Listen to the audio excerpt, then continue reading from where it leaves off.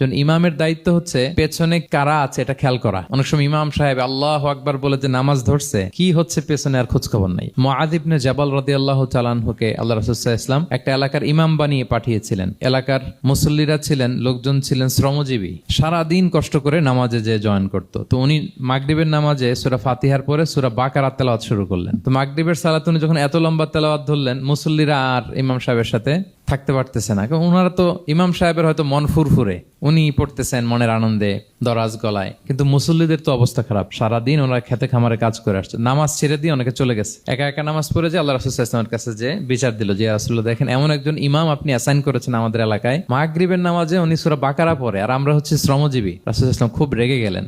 মুআয ইবনে জাবালকে ডেকে বললেন, তুমি কি সমাজে ফিতনা ছড়াচ্ছ? তুমি জানো না এরা কারা? তোমার কি সূরা ওয়াদ-দুহা ওয়াল-লাইলি ইযা সাজা মুখস্থ নাই? তোমার কি ওয়াশ-শামসি ওয়া-দুহাহা এটা মুখস্থ নাই? তোমার কি সাব্বিহিসমা রাব্বিকাল আ'লা এই সূরাগুলো তোমার জানা নাই? উনি বললেন জানা আছে। তো এগুলো রেখে দিয়ে মাগরিবের নামাজে কেন সূরা বাকারা ধরলা?